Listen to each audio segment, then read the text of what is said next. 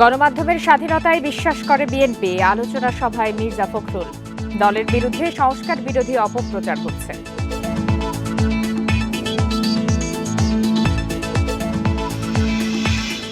রাখাইনে মানবিক করিডোরের চুক্তি হয়নি, জানালেন নিরাপত্তা উপদেষ্টা। রাখাইনে প্রক্সি ওয়ারেও জড়াবে না বাংলাদেশ।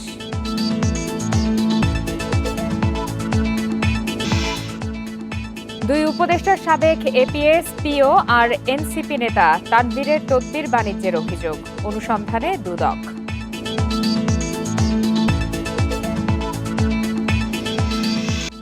ইন্ডিপেন্ডেন্ট সংবাদে সবাইকে আমন্ত্রণ। আপনাদের সাথে আছি আমি ফারহানা রূপা। এতক্ষণ শিরোনাম জানাচ্ছিলাম, এবার বিস্তারিত।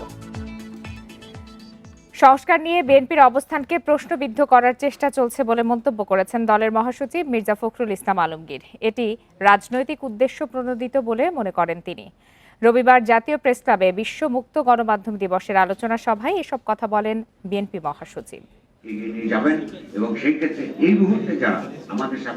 বিশ্ব মুক্ত গণমাধ্যম দিবস উপলক্ষে জাতীয় প্রেস ক্লাবে আলোচনা সভার আয়োজন করে সম্পাদক পরিষদ।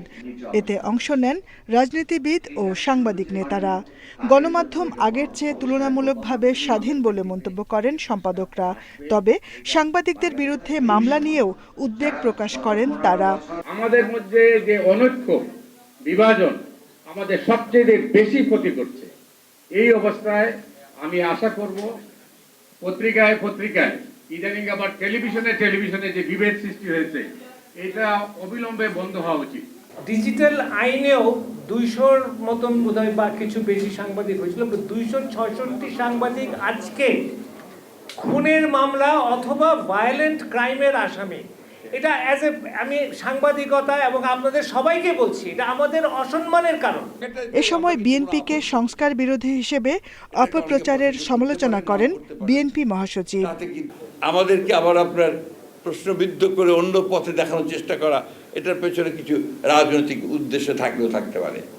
তবে আমরা আপনাকে নিশ্চিত করতে পারি যে আমরা সংবাদপত্রের স্বাধীনতায় বিশ্বাস করি, শুধু নয়, এটা আমাদের বিশ্বাস, আস্থা, এবং এটাকে আমরা যদি কখনো আমরা সুযোগ পাই সরকারিভাবে, সেখানেও আমরা এটাকে এস্টাবলিশ করব। না পেরে বিরোধী থাকলে সেখানেও আমরা সেটাকে এস্টাবলিশ করার জন্য আমরা লড়াই সংগ্রাম আমাদের চালিয়ে যাব। গণমাধ্যমের স্বাধীনতার জন্য বিএনপি সবচেয়ে বেশি কাজ করেছে বলেও দাবি করেন মির্জা ফখরুল। Jahanara Parvin, independent news, Dhaka. মানবিক করিডোর নিয়ে কোনো চুক্তি বা আনুষ্ঠানিক আলোচনা হয়নি। জাতীয় নিরাপত্তা উপদেষ্টা ডক্টর খলিলুর রহমান বলেন, করিডোরের নামে যুক্তরাষ্ট্রের হয়ে রাখাইনে প্রক্সি ওয়ারেও জড়াবে না বাংলাদেশ। এ নিয়ে গুজব ছড়াচ্ছে প্রতিবেশী দেশ, যা মোটেও কাম্য নয়। সকালে বাংলাদেশ ইউনিভার্সিটি অব প্রফেশনালস বিইউপিতে এক সেমিনারে এসব কথা বলেন তিনি। বৈশ্বিক নানা ইস্যুর চাপে হারিয়ে যাচ্ছে রোহিঙ্গা সংকট প্রসঙ্গ। আন্তর্জাতিক ও জাতীয় পর্যায়ে তা আলোচনায় রাখতে বিইউপি অডিটোরিয়ামে সেমিনারের আয়োজন করা হয়। গবেষকরা বলেন, রোহিঙ্গারা নিজ দেশে ফিরতে না পারলে বাংলাদেশের নিরাপত্তা ঝুঁকি বাড়বে। হুমকির মুখে ফেলেছে গোটা অঞ্চলকেই। রোহিঙ্গাদের বড় অংশই তরুণ, তা ভুলে গেলে চলবে না। জুলাই আগস্টে এদেশে কি হয়েছে তা ওরাও জানে। অধিকার আদায়ে তারা অভ্যুত্থানে নামলে তা সুখকর হবে না। এমন ঘটতে পারে তা বলছি না, তবে শঙ্কা রয়েছে। এ সময় পররাষ্ট্র উপদেষ্টা বলেন, এখনই রোহিঙ্গা প্রত্যাবাসন সম্ভব নয়। মিয়ানমারের চলমান অস্থিরতাই এর প্রধান বাধা। মিয়ানমারের 3 প্রধান অংশী জনসাময়িক জান্তা, আরাকান আর্মি ও ন্যাশনাল ইউনিটি গভর্নমেন্ট। যে কোনো স্থায়ী সমাধানে অবশ্যই এই 3 পক্ষকে অন্তর্ভুক্ত করতে হবে, বিশেষ করে আরাকান আর্মিকে, কারণ এখন রাখাইন রাজ্য তাদের নিয়ন্ত্রণে। সেমিনারে মানবিক করিডোর নিয়ে অন্তর্বর্তী সরকারের অবস্থান তুলে ধরেন জাতীয় নিরাপত্তা উপদেষ্টা। বলেন, করিডোর নয়, মানবিক চ্যানেলের প্রস্তাব দিয়েছে জাতিসংঘ, যা নিয়ে অংশীজনদের সঙ্গে ঢাকা প্রাথমিক আলোচনা করেছে। আমরা মানবিক করিডোর নিয়ে আনুষ্ঠানিক আলোচনা করিনি। এ বিষয়ে কোনো চুক্তি বা সিদ্ধান্তও হয়নি। মানবিক করিডোর আর চ্যানেল এক নয়। জাতিসংঘ এই চ্যানেল পরিচালিত করলে রোহিঙ্গা প্রত্যাবাসনের পরিবেশ তৈরি হতে পারে। তিনি অভিযোগ করেন, মানবিক করিডোর নিয়ে গুজব ছড়াচ্ছে প্রতিবেশী একটি দেশ, যা মোটেও গ্রহণযোগ্য নয়। মানবিক করিডোরের নামে যুক্তরাষ্ট্রের হয়ে মিয়ানমারের সঙ্গে প্রক্সি ওয়ারে জড়াবে না বাংলাদেশ। প্রতিবেশী দেশের কিছু গণমাধ্যম এ নিয়ে গুজব ছড়াচ্ছে। এই পদক্ষেপে সবচেয়ে বেশি ক্ষতি হবে চীনের। কই, তারা তো কিছু বলছে না, বরং রোহিঙ্গা সংকট সমাধানে তারা সর্বোচ্চ সহায়তা দিচ্ছে। নিরাপত্তা উপদেষ্টা আরও বলেন, মিয়ানমারের সার্বভৌমত্বের প্রতি শ্রদ্ধাশীল ঢাকা। দেশটি নতুন করে অস্থিতিশীল হোক তা চায় না বাংলাদেশ। Nafidullah, independent news, Dhaka. পুরান ঢাকার নাতিবাজারে অনিয়মের অভিযোগে 6টি ভবনে অভিযান চালিয়েছে রাজুক। এর মধ্যে 2টি ভবন ভেঙে দেয়া হয়েছে। জরিমানা করা হয়েছে 8 লাখ টাকা। এছাড়াও এসব ভবন থেকে বৈদ্যুতিক মিটারও জব্দ করা হয়েছে। ঘিঞ্জি এলাকা পুরান ঢাকার তাঁতিবাজার। সরু অলিগলির এ এলাকায় ভবন নির্মাণে নিয়মনীতির তোয়াক্কা করেনি মালিকরা। রোববার দিনভর ঝুঁকিপূর্ণ ও নকশা বহির্ভূত ভবন চিহ্নিত করে অভিযান চালিয়েছে রাজুক। ভেঙে ফেলা হয় অনুমোদনহীন 2টি বহুতল ভবনের বিভিন্ন অংশ। নোটিশ ছাড়া ভবন ভাঙায় ক্ষুব্ধ ভবন মালিকসহ স্থানীয়রা। কেন যে বলতেছে, কেন যে কাটতেছে বিদ্যুৎ লাইন, এটু আমাদের বলতেছে না। সিঁড়ি ভাঙছে, ছাদ ভাঙছে, পরবর্তী পরে মিউচুয়াল আন্ডারস্ট্যান্ডিং হয়েছে বললেই আবার সেইটাকে কমপ্লিট করছে। এখন আবার নতুন করে কি হয়েছে এই সম্বন্ধে আমার অভিজ্ঞতা নাই। আমরা হইলো দোকানদার ভাড়াটিয়া, এখন সে বলতে আছে নিচতলায় নাকি কোনো মার্কেটের কোনো পারমিশন নাই। রাজুকের সমন্বিত অভিযানে জব্দ করা হয়েছে অনুমোদনহীন ভবন ও ব্যবসা প্রতিষ্ঠানের 6টি বৈদ্যুতিক মিটার। এছাড়া নির্মাণাধীন 2টি ভবন মালিককে 8 লাখ টাকা জরিমানা করেছে ভ্রাম্যমাণ আদালত। আমাদের পুরান ঢাকায় আসলে ম্যাক্সিমাম ভবনের নিচে আমরা দেখছি তারা কমার্শিয়াল ইউজ করছে। বাট যে 2টি ভবনের কথা বললেন, এই 2টি ভবনে আমাদের কাছে সুনির্দিষ্ট অভিযোগ আছে, এবং এটা শুনলে আপনারাও অবাক হবেন যে তারা নিচতলাতে তারা মার্কেট করেছে, জুয়েলারি দোকান, এবং দোতলা, 3 তলা, 4 তলা তারা কারখানা করেছে, এবং 5ম তলাতে তারা আবার ফ্যামিলি রেখেছে, এবং ডেভিয়েশন যে অংশগুলো আছে তার আংশিক আমরা অপসারণ করছি। আর একই সাথে আমরা অন্যান্য যে 2-3টে ভবন অভিযান করেছি, সেখানেও প্ল্যান দেখাতে না পারার কারণে। বাসযোগ্য নগরী গড়ে তুলতে সারা দেশে ঝুঁকিপূর্ণ ও নিয়ম বহির্ভূতভাবে নির্মিত ভবনের বিরুদ্ধে অভিযান চালিয়ে যাবে রাজুক। রেজওয়ানুল হক, ইন্ডিপেন্ডেন্ট নিউজ, ঢাকা। এ মুহূর্তে সব সংস্কার সম্ভব নয় বলে জানিয়েছেন জাতীয় ঐক্যমত্য কমিশনের সহসভাপতি ডক্টর আলী রিয়াজ। ঐক্যমত্যের জন্য রাজনৈতিক দলগুলোকে নিজেদের মধ্যে আলোচনার আহ্বান জানান তিনি। সকালে 12 দলীয় জোটের সাথে বৈঠক শেষে কথা বলেন তিনি। অন্যদিকে সংস্কার কাজ দ্রুত শেষ করে ডিসেম্বরে নির্বাচনের দাবি জানায় 12 দলীয় জোট। অধ্যাদেশের মাধ্যমে যেসব সংস্কার দ্রুত সম্ভব সেগুলো করার আহ্বান তাদের। রোববার সকালে সংস্কার প্রস্তাব নিয়ে 12 দলীয় জোটের সাথে আলোচনায় বসেন জাতীয় ঐক্যমত্য কমিশনের সদস্যরা। স্বাগত বক্তব্যে জাতীয় ঐক্যমত্য কমিশনের সহসভাপতি আলী রিয়াজ জানান, 15 দিনের মধ্যেই শেষ হবে প্রথম ধাপের আলোচনা। ঐক্যমত্যের জন্য রাজনৈতিক দলগুলোকে সহযোগী শক্তিগুলোর সাথে আলাপের আহ্বান জানান তিনি।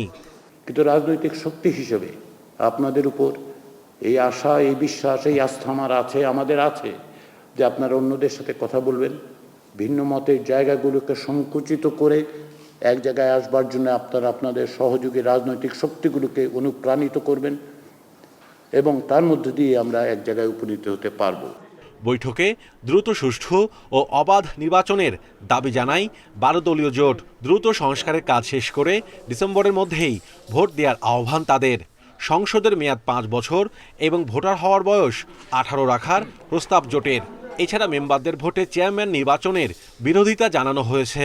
ওনারা অনেক বেশি উচ্চাকাঙ্ক্ষী চিন্তা করছেন, এত উচ্চাকাঙ্ক্ষা চিন্তা করছেন যে মনে হচ্ছে যে আপনার মানে 24 ঘন্টার মধ্যেই বাংলাদেশকে ওনারা বদলিয়ে দেবেন। তা আমরা বলেছি যে আপনারা একটু নিচে নামেন, এত উপরে উঠেন না, এই মুহূর্তে এতটা সম্ভব নয়। আপনারা যেটা করতে চাচ্ছেন সেটা হয়তো করতে গেলে আপনার সময় ক্ষেপণ হবে।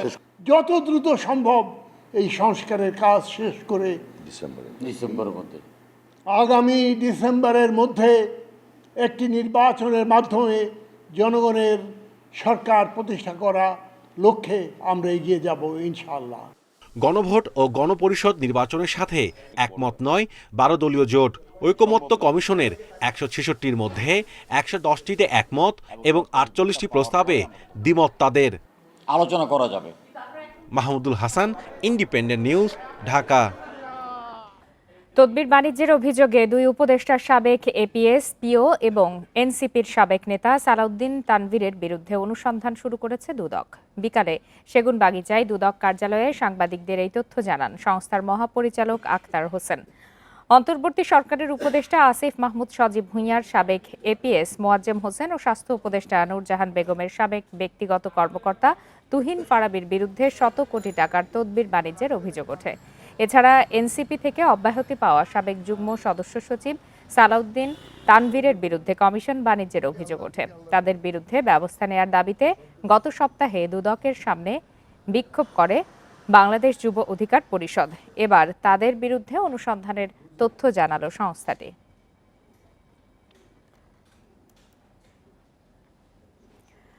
সাংবাদিকরাও প্রশ্নের ঊর্ধ্বে নন, তাদেরও জবাবদিহি থাকা উচিত বলে মনে করেন তথ্য উপদেষ্টা মাহফুজ আলম। আর গণমাধ্যম সংস্কার কমিশনের প্রধান কামাল আহমেদ বলেন, ন্যায্য পারিশ্রমিক ও নীতিগত সহায়তা ছাড়া গণমাধ্যমের স্বাধীনতা নিশ্চিত করা সম্ভব নয়। ধানমন্ডিতে মুক্ত গণমাধ্যম দিবসের আলোচনায় তারা এসব কথা বলেন। বিশ্ব মুক্ত গণমাধ্যম দিবস উপলক্ষে এ সেমিনার, যেখানে রাজনৈতিক পট পরিবর্তনের আগে পরের গণমাধ্যমের নানা দিক উঠে আসে। নিজেদের সমস্যা ও সীমাবদ্ধতার কথা তুলে ধরেন সংবাদকর্মী ও গণমাধ্যম মালিকরা। ডিজিটাল অ্যাক্টে কেন জেলখানা জীবন দিতে হবে? মুশতাক আহমেদের মতো লোককে কেন জীবন দিতে হয়েছে? কি অপরাধ ছিল মুশতাক সাহেবের? এই কথা নিয়ে কেউ কখনো কথা বলেছি? কথা বলার মতন কারো অবস্থা ছিল না। খারাপ প্রশ্ন হয়েছে, এই অভিযোগে সেই হাউসগুলি ঘেরাও করার হুমকি দেওয়া হয়। যদি গরু জবাইয়ের হাত থেকে বাঁচার জন্য মিডিয়া হাউসের সামনে আর্মি আর পুলিশ মোতায়েন করতে হয়, তাহলে কিভাবে সাংবাদিকতা হবে? সেমিনারে তথ্য উপদেষ্টা মন্তব্য করেন, বিগত সরকারের আমলে গণমাধ্যমকে রাজনৈতিক উদ্দেশ্যে ব্যবহার করা হয়েছে, যে জন্য প্রতিষ্ঠান নীতি নির্ধারকরাও প্রশ্নের ঊর্ধ্বে নয়। আমরা মনে করি সরকার যথেষ্ট চেষ্টা করতেছে সংবাদ মাধ্যম যাতে স্বাধীনভাবে কাজ করতে পারে এবং যারা সাংবাদিক আছে তারা যেন সুরক্ষা পায় এবং হয়রানি মামলা থেকে শুরু করে যা যা আছে সেসব হয়রানি থেকে মুক্তি পায়। কিন্তু আমি মনে করি যে কোনো ফ্রিডমে, দুনিয়ার কোনো ফ্রিডমেই আনকন্ডিশনাল না। এ সময় সংস্কার কমিশনের প্রধান জানান, আর্থিক নিরাপত্তায় আপোষ করতে বাধ্য হন সাংবাদিকরা। তাদের বিরুদ্ধে এখনো মিথ্যা মামলা হচ্ছে। আমাদের পেশার লোকেরা বাইরেও প্রশাসনের কর্মকর্তারাও বলেছেন যে সাংবাদিকদের বেতন ভাতার ব্যাপারটা আপনারা একটু দেখেন, এটা ঠিক না করলে সমস্যার সমাধান হবে না।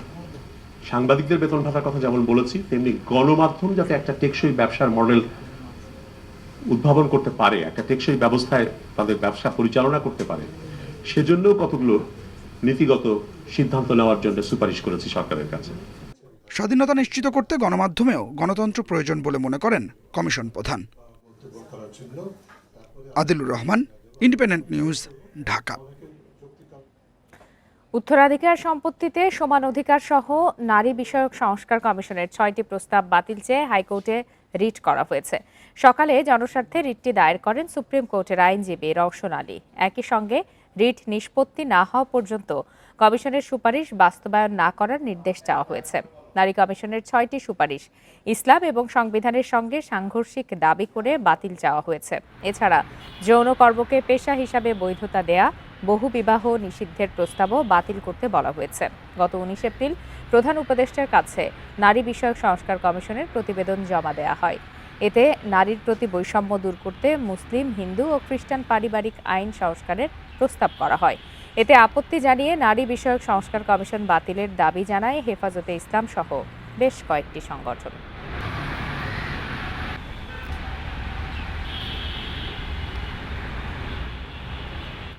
প্রায় 2.5 মাস পর আজ খুলেছে খুলনা প্রকৌশল ও প্রযুক্তি বিশ্ববিদ্যালয়। তবে শিক্ষকরা যোগ না দেয়ায় ক্লাস শুরু হয়নি। এতে কাটছে না অচল অবস্থা। সিন্ডিকেট সভার সিদ্ধান্ত অনুযায়ী আজ ক্লাস শুরুর কথা ছিল, তবে 18 এপ্রিল শিক্ষক সমিতির সাধারণ সভায় শিক্ষকদের লাঞ্ছিতকারীদের শাস্তি না হওয়া পর্যন্ত ক্লাসে না ফেরার সিদ্ধান্ত হয়। এর জেরে আজ থেকে একাডেমিক কার্যক্রমে যোগ দেননি শিক্ষকরা, তবে নতুন উপাচার্যের সাথে বৈঠক হয়েছে শিক্ষক সমিতির। আগামীকাল সাধারণ সভার মাধ্যমে পরবর্তী সিদ্ধান্ত জানানো হবে। এর আগে 18 ফেব্রুয়ারি ছাত্র রাজনীতি নিষিদ্ধের দাবি নিয়ে দ্বন্দ্বের জেরে সংঘর্ষ হয়, এতে অনেকে আহত হন।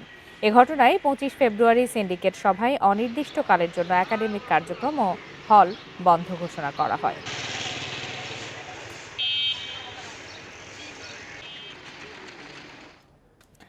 আসছে পবিত্র ঈদুল আজহায় কোরবানিযোগ্য গবাদি পশুর সংখ্যা প্রায় 1.25 কোটি।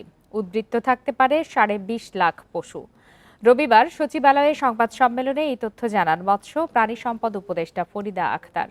উপদেষ্টা জানান, দেশে কোরবানিযোগ্য গবাদি পশু আছে 1,24,47,337টি। এর মধ্যে 56,02,905টি গরু মহিষ, 68,38,920টি ছাগল ও ভেড়া এবং অন্যান্য 5,512টি। তিনি আরও জানান, কোরবানির পর প্রায় 20,68,135টি গবাদি পশু উদ্বৃত্ত থাকার সম্ভাবনা রয়েছে।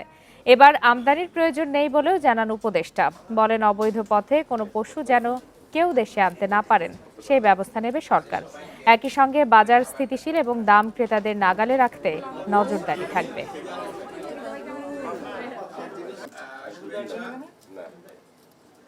সর্বমোট 1,24,47,337টি গবাদি পশুর প্রাপ্যতা আশা করা যাচ্ছে। এবছর প্রায় 20,68,135টি গবাদি পশু উদ্বৃত্ত থাকার সম্ভাবনা আছে। তো ভোক্তা পর্যায়ে 19 টাকা কমে 12 কেজির বোতলজাত এলপিজির দাম 1,431 টাকা নির্ধারণ করেছে নিয়ন্ত্রক সংস্থা বাংলাদেশ এনার্জি রেগুলেটরি কমিশন। চলতি মাসের জন্য এই দর ঘোষণা করেন সংস্থাটির চেয়ারম্যান জালাল আহমেদ। রবিবার বিইআরসি কার্যালয়ে সংবাদ সম্মেলনে এই দাম ঘোষণা করা হয়। গত এপ্রিলে 12 কেজির সিলিন্ডারের দর ছিল 1,450 টাকা। অন্যদিকে চলতি মাসে অটো গ্যাসের দাম লিটারে 84 পয়সা কমিয়ে 65 টাকা 57 পয়সা নির্ধারণ করা হয়, যা গেল মাসে ছিল 66 টাকা 41 পয়সা। মূলত 2021 সালের এপ্রিল থেকে এলপিজির দাম নির্ধারণ করে আসছে বিইআরসি। প্রতি মাসে প্রোপেন ও বিউটেনের সৌদি কার্গো মূল্য ধরে দেশে এলপিজির দাম সমন্বয় করে সরকারি সংস্থাটি।